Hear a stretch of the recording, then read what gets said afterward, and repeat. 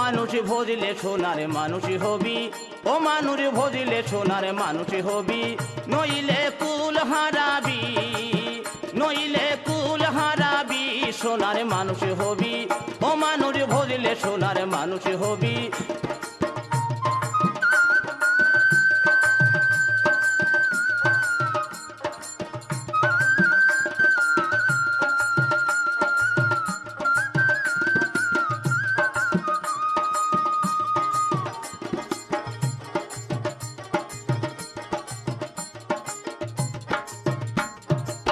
দিদলে মিনালে সোনার মানুষ জলে, দিদলে মিনালে সোনার মানুষ জলে, মানুষ গুরু কৃপা হলে, মানুষ গুরু কৃপা হলে জানতে পাবি সোনার মানুষ হবি, ও মানুষ ভজলে সোনার মানুষ হবি, ও মানুষ ভজলে সোনার মানুষ হবি।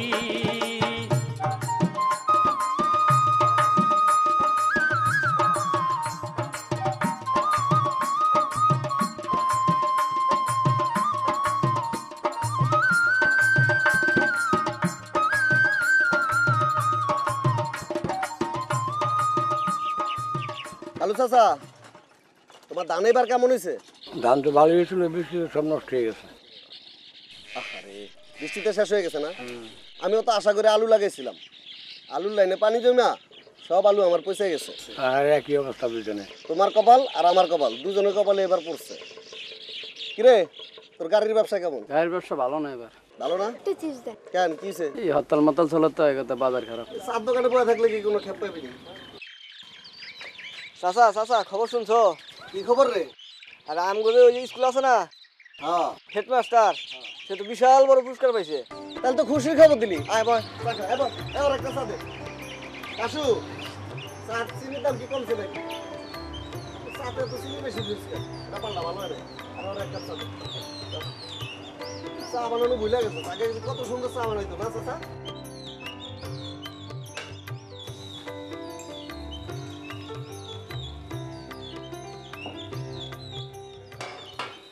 এই মাত্র না স্কুল থেকে ফিরলেন, আবার কই যান?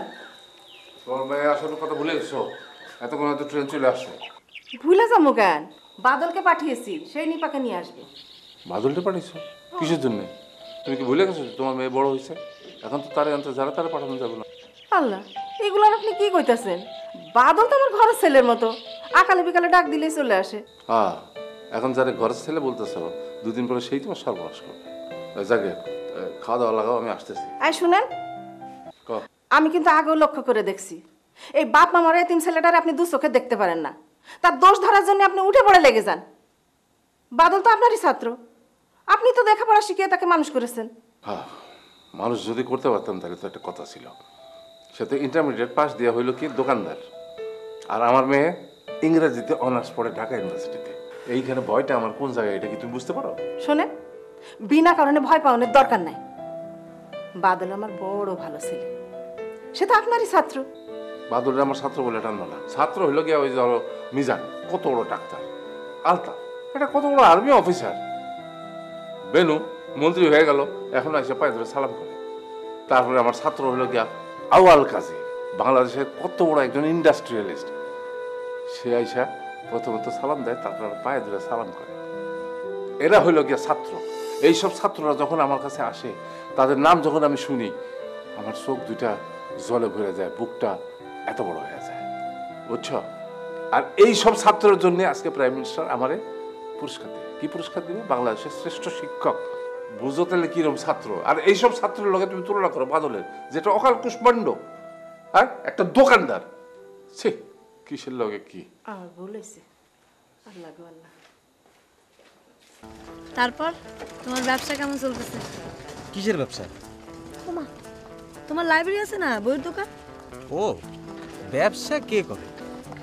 বইপত্র নিয়ে থাকি, এটাই সুখ, বুঝছো?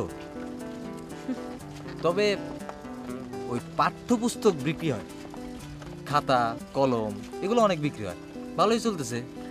কিছু টাকা জমাইতেছি, একটা কম্পিউটার কিনতে হবে, বুঝছো? আমি একলা মানুষ, ব্যবসা তো চিন্তা করে কি করি। কিন্তু একলা মানুষ যখন দোকলা হইবা তখন? সে তখন দেখা যাবে। সে কথা বললে তো চলবে না।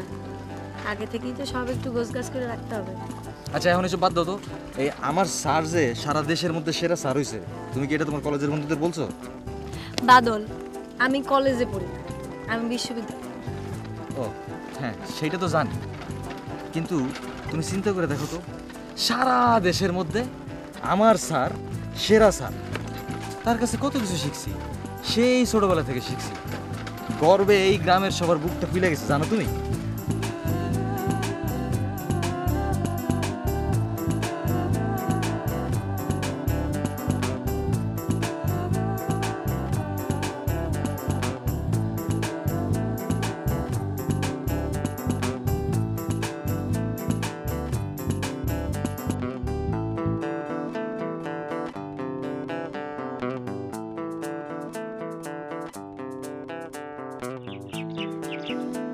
এই দাঁড়াও দাঁড়াও, কই যাও?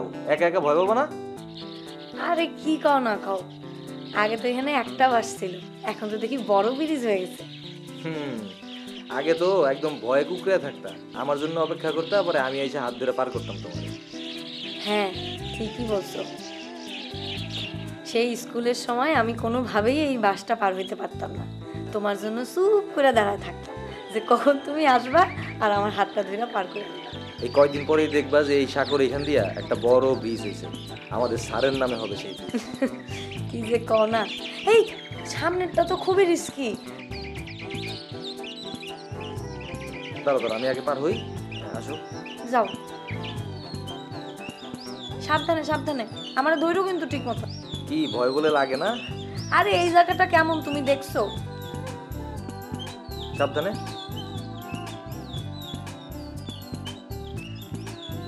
এই যে দেখো, এই যে এই জায়গাটা একটু ভাঙা আছে। আসো। উফ, ফাইনালি। আচ্ছা আচ্ছা, আসো আসো, ধরো ধরো। হ্যাঁ, কয়দিন পরেই দেখবা এখানে একটা ব্রিজ হয়েছে, বিশাল ব্রিজ, আর ব্রিজটা হইব আমাদের স্যারের নামে, শ্রেষ্ঠ শিক্ষক হোসেন আলী সেতু।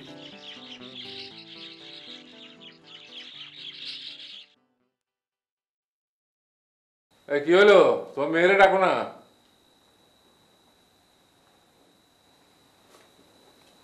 কই মেয়ে কই? একবার তো আপনার মায়েরই ডাকলাম, বললাম যে তোমার বাবা খাওয়ার টেবিলে অপেক্ষা করতেছে, এখন আপনার মায়ের মর্জি। মায়া কিন্তু আপনার দিন দিন বদলায় যাইতেছে, কথাবার্তা নতুন টান আসছে।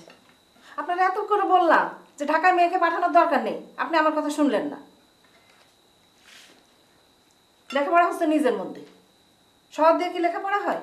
এই যে সরকার আপনারা পুরস্কার দিচ্ছে, শহরে কি ভালো স্কুল নাই? সেটা বাদ দিয়ে গ্রামের একটা শিক্ষকরা পুরস্কৃত করতেছে, এটা করতেছে কেন? আরে আমাদের জেলায় তো কোনো ইউনিভার্সিটি নাই, তাহলে কি আমি বাপ হয়ে মেয়েরে এত দূরে পাঠাইতাম? আমার নিয়ে তোমরা কিছু বলতেছো? বসো। চলো, এই মাসের 14 তারিখ আমি ঢাকা রওনা করবো। হাতে সময় বেশি নাই, মাত্র 2 দিন। তো পুরস্কার নেওয়ার পর তো একটা বক্তব্য দিতে হয়, আমি এটা লিখে ফেলছি, তুমি এটা দেখে দিবা। বাবা, আমি দেখে কি করব? আমি কি তোমার থেকে বেশি বুঝি?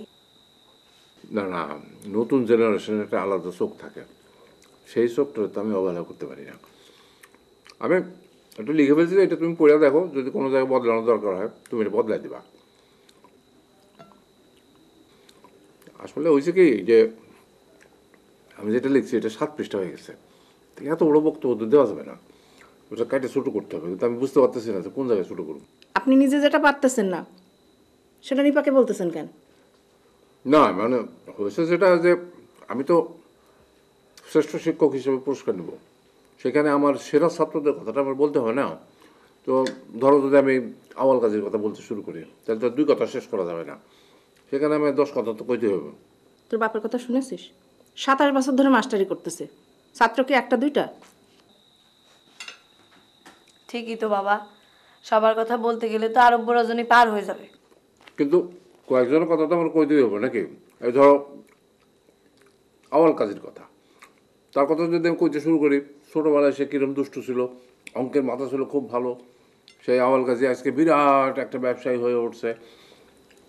এই যে গতবার ধরো আইলো, গ্রামে যখন আসলো সকল মানুষের সামনে আমার পায়ে ধরে সালাম করলো। তা সালাম করে দেখা আমার বুকটা ভরে গেল, আমার চোখ দুটোতে পানি চলে আসলো। তার কথা আমি না বলে থাকতে পারি?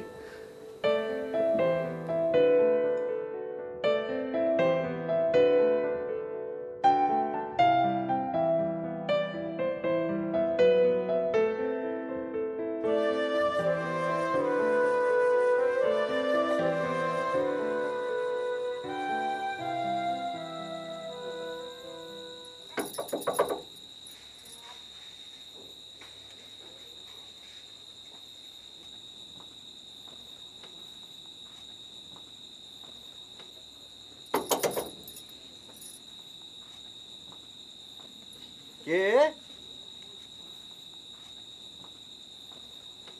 কে আরে শিউলি, কি কি ব্যাপার এত রাত্রে? কি কোনো সমস্যা নাকি? হ্যাঁ, কথা বলে না মেয়েটা। উফ,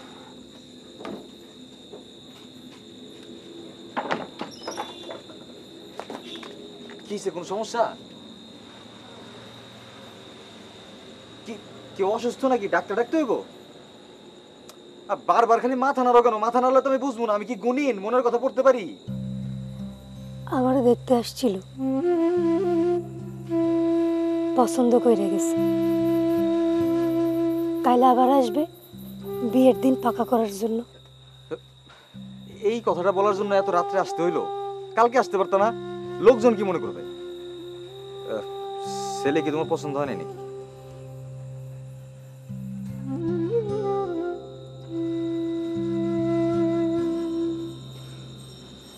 যাও যাও তো বাড়ি যাও, যাও যাও বাড়ি যাও।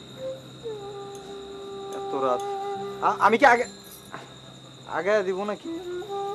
আচ্ছা সাবধানে যাও তাহলে।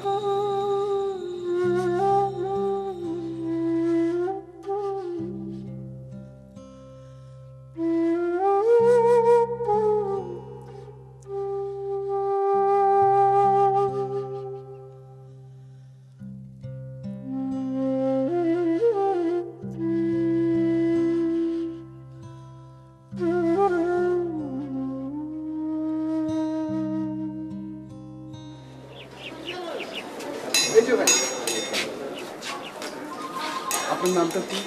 আমার নাম তোফাজ্জল। আপনি এই স্কুলের কি? আমি এই স্কুলের দপ্তরি। আপনি কি করছিলেন? আমি আপনার স্কুল এবং আপনার স্যার সম্পর্কে আপনাকে কিছু জিজ্ঞেস করতে চাই। বলেন। আপনি তো জানেন যে আপনার স্যার এবছর বাংলাদেশের শ্রেষ্ঠ শিক্ষক নির্বাচিত হয়েছে। হ্যাঁ আমি অ্যাকচুয়ালি ওনার সম্পর্কে জানতে চাই উনি কেমন মানুষ। ভাইজান, আপনি কি ঢাকা থেকে আসছেন? আমি আপনার এলাকারই লোক, দৈনিক প্রতিক্ষণের জেলা প্রতিনিধি। ভাই তাইলে চলেন ভিতরে গিয়ে বসি, ফ্যানের বাতাস খাইতে খাইতে আলাপ করা যাবে। না, তার দরকার হবে না, এখানেই আলাপটা সারি। কি জানতে চান বলেন। আপনার স্যার সম্পর্কে বলুন। উনি তো বাংলাদেশের শ্রেষ্ঠ শিক্ষক নির্বাচিত হয়েছেন। উনি মানুষ কেমন? আমার স্যার খুব ভালো মানুষ। শিক্ষক হিসাবে উনি যেমন, মানুষ হিসাবেও তার চেয়ে অনেক বড়। এমন গুণী লোক আর জীবনে একটাও পাইনি। স্যারের কত ছাত্র অনেক বড় বড় জায়গায় আছে। ওই যে আমাকে পাশের গ্রামের বেনু এখন মন্ত্রী হয়েছে, স্যারের পাও দিরা এখনো আইসা সালাম করে। ওই যে আউয়াল কাজী আছে না, স্যারের ছাত্র, ওরে বাপ রে বাপ, কত টাকার মালিক হইছে। ওই দিনও আইসা 70 বিঘা জমি কিনছে। বায়না দেওয়ার আগে স্যারের পাও দিরা সালাম করে গেছে। রফিক স্যারের ছাত্র, বাংলাদেশে কত বড় ডাক্তার, কথায় কথায় বলে স্যার আমার আদর্শ। এই হেড স্যারের লেগা স্কুলের কত বড় নাম হয়েছে। আজকে শহর থেকে লোক আসে স্যারের সাথে দেখা করতে। স্যার তো আমার ভাইয়ের মতো আদর করে, তার ব্যাপারে আমি আর কি বলবো। আপনি এক কাম করেন, একটু পরেই আমাকে বাদল আইব, হে আপনারা স্যারের বাড়িতে নিয়ে যাব, সবচেয়ে ভালো গুছাইয়া সেই বলতে পারবো। ঠিক আছে, আপনাকে অনেক ধন্যবাদ। আপনি অনেক সহযোগিতা করেছেন আমাকে। আজ তাহলে আসি। Thank you.